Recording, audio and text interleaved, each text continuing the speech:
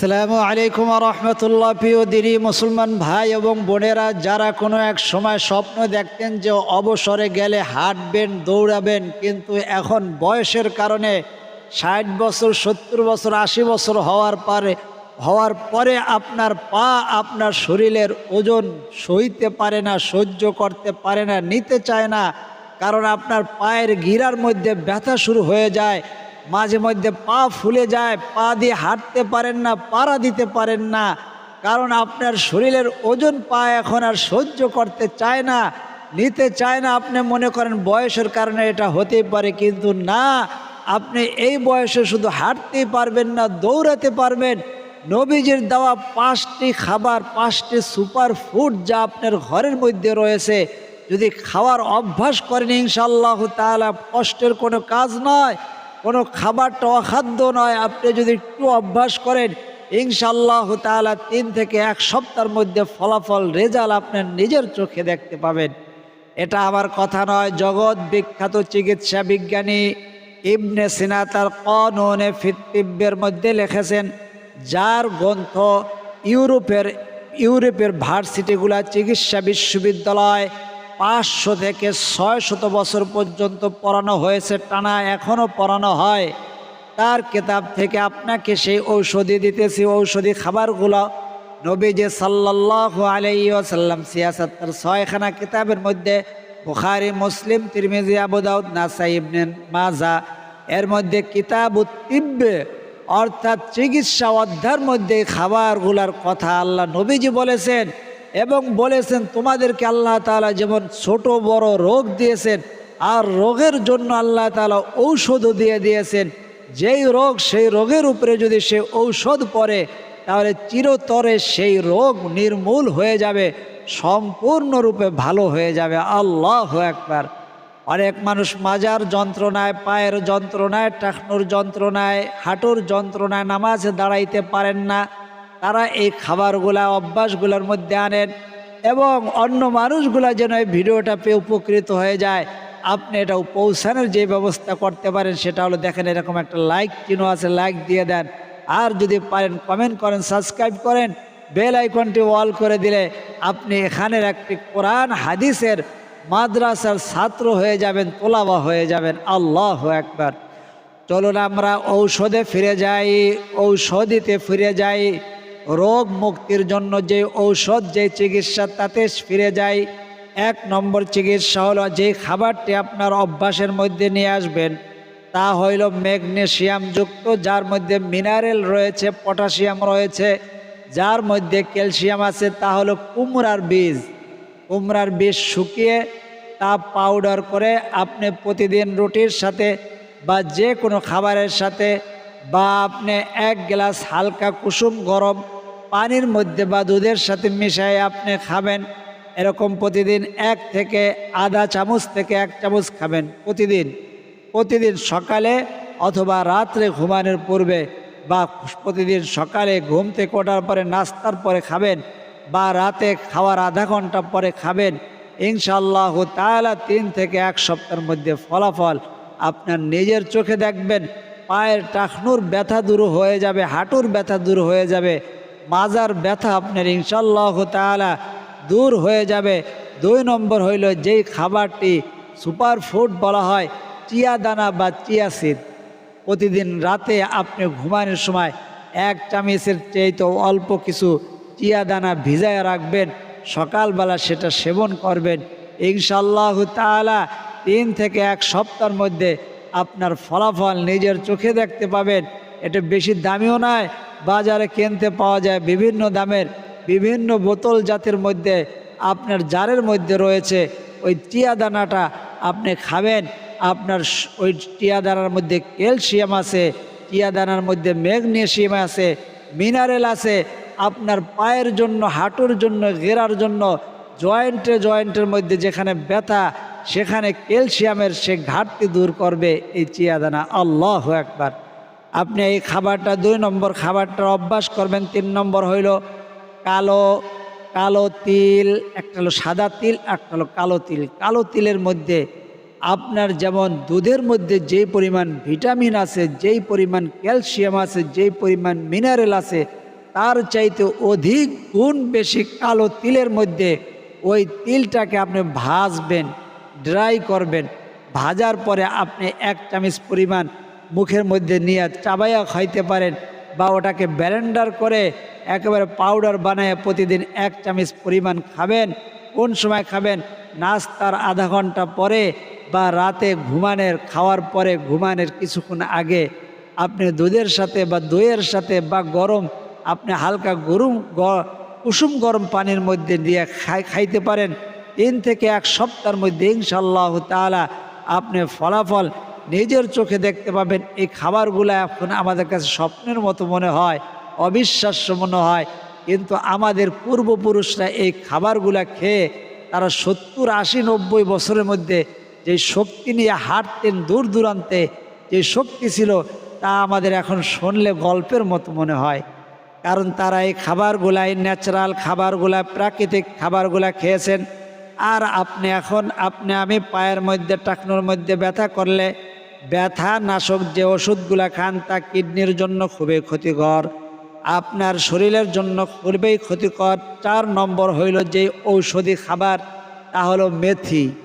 মেথি আপনি প্রতিদিন খাবেন, কারণ এটা তো ঔষধ, এটা একটা ঔষধ। ঔষধ তো ততদিনই খাবেন যতদিন আপনার অসুখ। তো মেথিটা আপনি এতগুলা খাবেন কেন? মাত্র 1 চামচ ভিজিয়ে রাখবেন রাতে, সকালে ওটা খাবেন, 3 দিন খাবেন, তারপরে আবার 2 দিন বিরতি দিবেন, আবার 3 দিন খাবেন, আবার 2-3 বিরতি দিবেন। এই নিয়মে খাবেন, বেশি খাবেন কেন? তারপরে যদি আপনার অসুখ সম্পূর্ণরূপে ভালো হয়ে যায়, এটা আর খাবেন না, এটা খাওয়া বিরতি দিবে দেব। অনেকে এই মেথির দানা দেখছি আপনার তরকারির মধ্যে দিয়ে খায়, মাশাআল্লাহ, এটা তো ভালো, ওটা কম খাওয়া হয়। আপনি যে কোনো খাবারে বেশি খেলে ওটা তো সাইড এফেক্ট হবেই, আপনার পেট খারাপ করতে পারে। তো এটা 3 দিন খাবেন, 3 দিন বিরতি দিবেন। মেথি হলো, নবীজি সাল্লাল্লাহু আলাইহি ওয়াসাল্লাম বলেন, মেথির মধ্যে এমন গুণ রয়েছে, মানুষ যদি জানতো স্বর্ণ বিক্রি করে হলেও মেথি খাইতো। আল্লাহু আকবার। তো আপনি মেথির দানাটা রাতে 1 চামচ ভিজিয়ে রাখবেন, তারপরে সকালবেলা ওই মেথিটা মেথির পানিটা খাবেন, দেখবেন হলুদ হয়ে গেছে পানিটা। তারপরে মেথির পানিটা খাবেন, তার সাথে মেথিটাও খাওয়ার চাবাইয়া দেখবেন নরম হয়ে গেছে, খায়া পানি খেয়ে ফেলবেন। পানিটা যদি ঠান্ডা লাগে হালকা কুসুম গরম পানির সাথে খাবেন, ইনশাআল্লাহ তাআলা দেখবেন কয়েকদিনের মধ্যে আপনার পায়ের ব্যথা। 5 নম্বর হইল সজনে পাতা। আল্লাহু আকবার। সজনে ডাঁটা বা সজনে পাতা, বিশেষ করে সজনের সিজনে আপনার সজনের ডাঁটা পাওয়া যায়, যে সজনে একেবারে মূল ডাঁটাটা বাজারে কিনতে পাওয়া যায়, ওটা আপনি সবজি আকারে রান্না করে খেতে পারেন, ডাইলের মধ্যে দিয়ে খেতে পারেন। সজনের গুঁড়া পাওয়া যায়, আপনার ওই যে পাতার গুঁড়া, ওটা আপনি নিজে পাতা করে গুঁড়া করে খাইতে পারেন একেবারে শুকাইয়া। আর যদি কোনো জায়গায় মনে হয় বিশ্বস্ত সূত্রে যারা সত্যি সজনে পাতার গুঁড়া দিয়েছেন, তাহলে ওটা কিনে ওই জায়গায় যে নিয়ম আকারে আছে ওই নিয়মে খাবেন। বা প্রতিদিন সজনে পাতার 1 চামচ গুঁড়া পাউডার করে ব্লেন্ডার করে আপনি 1 চামচ গুঁড়া নাস্তার পরে খাবেন, বা রাতে ঘুমানোর আগ দিয়ে খাবেন। ইনশাআল্লাহ তাআলা দেখবেন কয়েকদিনের মধ্যে পায়ের ব্যথার আপনার নাই। আর নবীজি সাল্লাল্লাহু আলাইহি ওয়াসাল্লাম বলেন, সমস্ত রোগের, মৃত্যুর সারা সমস্ত রোগের ঔষধ হইল কালো জিরা। কালো জিরা ব্যথা করলেই একটু খেতে আপনি সুন্নতি ওষুধ হিসাবে খাবেন। আমার বাচ্চাদের কোনো ওষুধ হলে ঠান্ডা লাগছে বা কিছু হয়েছে, কালো জিরা একটু খাওয়াই দিই, একটু মধু খাওয়াই দিই, সুন্নতি চিকিৎসা। আল্লাহর কাছে এটা বড় আমল হয়ে যাবে। আপনি শুধু সুবহানাল্লাহ, আলহামদুলিল্লাহ, তাসবিহ তাল না, আপনার খাবার অভ্যাসের মধ্যেও, চিকিৎসা অভ্যাসের মধ্যেও নবীজির সুন্নত নিয়ে আসতে হবে। তো আপনি কালো জিরাটা কোনো জায়গায় ব্যথা করলে কালো জিরা, তারপরে হলুদ, যে কোনো জখমের মধ্যে ব্যথা হইলে আগে মানুষ হলুদ ব্যবহার করত, সেটা উপরে প্রলোভ দিত, হলুদের প্রলোভ মানে হলুদের গুঁড়া, সেটার মধ্যে পানি মিশাইয়া তারপরে ওটা পেস্টের মতো করে যেই জায়গায় ব্যথা করতো ওই জায়গায় লাগাইয়া দিত। তারপরে হলুদ, যেটা হলুদ আপনি নিজে গুঁড়া করে ওই হলুদের 1 চামচ হলুদ খাবেন, ইনশাআল্লাহ তাআলা 3 থেকে 1 সপ্তাহ গ্যারান্টি দিলাম আপনি খাবেন। আধা চামচ বা এক চামচ হলুদের গুঁড়া খাইলে আপনার কোনো সমস্যা হবে না, শারীরিক কোনো সমস্যা হবে না। এটা হলো ন্যাচারাল খাবার। ওই খাবার বা কাঁচা হলুদ আল্লাহ তাআলা আমাকে খাওয়ায়, আমি এমনিতেই খাই। রোগ প্রতিরোধ ক্ষমতা বাড়ে, সহজেই ঠান্ডা লাগে না, জ্বর হয় না, কাশি হয় না। শুধু এই প্রতিরোধ ক্ষমতা বাড়বে না, আপনার শরীরের ভিতরে যত জীবাণু আছে, আপনার যে ক্যান্সারের কোষ যদি থাকে ওগুলাকেও নষ্ট করে দিবে। এই কাঁচা হলুদ অথবা হলুদের গুঁড়া এটা খাওয়ার অভ্যাস করবেন। আল্লাহ তাআলা আমাদের সকলকে এই সুন্নতি খাবারগুলো আমাদের অভ্যাসের মধ্যে আনার তৌফিক দান করেন। সকলে বলি আমিন। আর আমাদের কাছে মানুষগুলা এই ভিডিওগুলা দেখে আমাদের কাছে দোয়া চায়, তাদের জন্য আমরা সংক্ষেপে একটু দোয়া করব। আপনারা আমিন বলবেন, কারণ আপনাদের মধ্যে আল্লাহর ওলি আছে, মুস্তাজাবুদ দাওয়া আছে, যারা আমিন বললে দোয়া কবুল হয়ে যায়। দোয়ার আগে আমরা সংক্ষেপে ছোট ইস্তেগফারটি 3 বার পড়ি। আস্তাগফিরুল্লাহ ওয়া আতুবু ইলাইহি, আস্তাগফিরুল্লাহ ওয়া আতুবু ইলাইহি, আস্তাগফিরুল্লাহ ওয়া আতুবু ইলাইহি। পাওয়ারফুল কিন্তু শক্তিশালী ছোট্ট দুরূদটি আমার সাথে বলেন। সাল্লাল্লাহু আলা সাইয়্যিদিনা মুহাম্মাদ, সাল্লাল্লাহু আলা সাইয়্যিদিনা মুহাম্মাদ, সাল্লাল্লাহু আলা সাইয়্যিদিনা মুহাম্মাদ।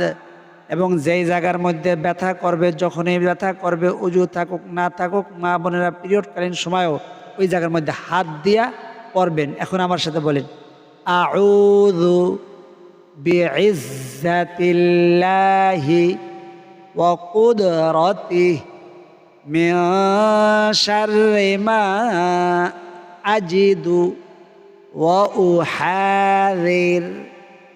আউযু বিইজ্জাতিল্লাহি ওয়া কুদরাতিহি মিন শাররি মা আজিদু ওয়া উহাযির। আল্লাহুম্মা সাল্লি ওয়া সাল্লিম ওয়া বারিক আলাইহি। কয়বার পড়বেন? 3 বার, 5 বার অথবা 7 বার পড়বেন।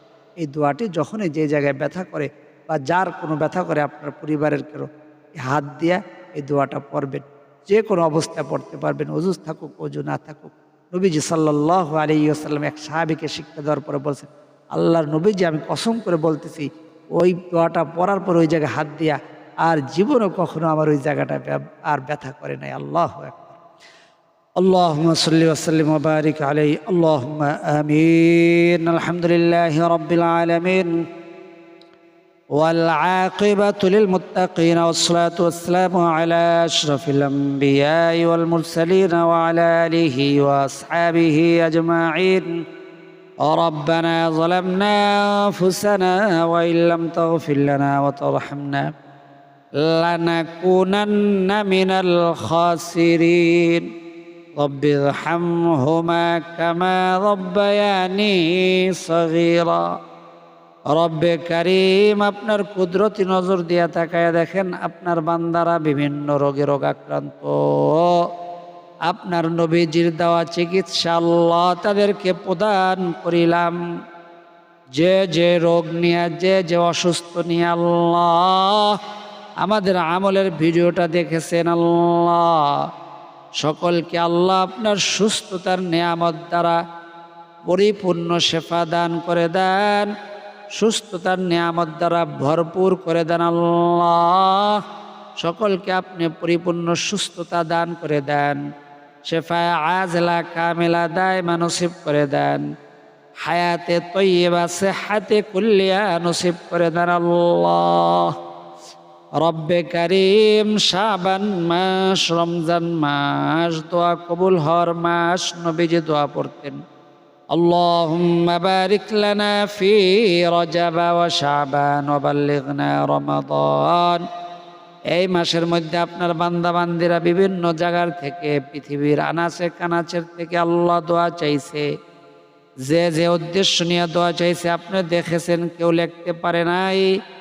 আপনি অন্তর খবর জানেন, মনের খবর জানেন। আলিমুম বিযাতিস সুদূর। দয়া করে মেহরবানি করে সকলের না বলা কথা, না বলা ব্যথাগুলাকে আপনি কবুল আর মঞ্জুর করে নেন। রব্বে কারিম সোনার মক্কা মদিনা না দেখাই আমাদের ডাক দিয়েন না আল্লাহ। আমাদের পিতা মাতা দাদা দাদি নানা নানি আত্মীয় স্বজন মুরব্বী যে যেখানে জিন্দা যেখানে মুর্দা হয়ে অন্ধকার কবরে, সকলের কবরের মধ্যে জান্নাতের ফয়সালা দান করে দেন আল্লাহ। আখিরাতের সমস্ত ঘাটি, কবরের ঘাটি, আসরের ঘাটি, পুলসিরাতের ঘাটি পার করে দিয়ে সকলের জন্য জান্নাতুল ফিরদাউস নসিব করে দেন রব্বে কারিম। ওই সোনার মক্কা মদিনা না দেখাই আমাদের ডাক দিয়েন না। আপনার বান্দারা কেউ ঋণগ্রস্ত, কেউ অভাবগ্রস্ত, কেউ আর্থিক সমস্যায় রয়েছে আল্লাহ। সকলের ঘরগুলাকে আপনি সুখ শান্তির দ্বারা ভরপুর করে দেন, অর্থ সম্পদ দ্বারা ভরপুর করে দেন। যারা সোনার মক্কা মদিনায় গিয়েছেন বারবার যাওয়ার তৌফিক দান করে দেন আল্লাহ। আপনার যে বান্দাবান্দির হাত দুইখানা পছন্দ, যার জবানের আমিন বলাটা পছন্দ, যার দুই ফোঁটা চোখের পানি আপনার পছন্দ, সেই দুই ফোঁটা চোখের পানির ওসিলায়, সে আমিনের ওসিলায় আমাদের সকলের দোয়া মোনাজাতকে আপনি কবুল আর মঞ্জুর করে নেন আল্লাহ। পবিত্র শাবান মাসের ওসিলায়, রমজান মাসের ওসিলায় আমাদের সকলের দোয়া মোনাজাতকে আপনি কবুল আর মঞ্জুর করে নেন। রব্বিরহামহুমা কামা রব্বায়ানি সগীরা। ربنا تقبل منا إنك أنت السميع العليم وتب علينا إنك أنت التواب الرحيم.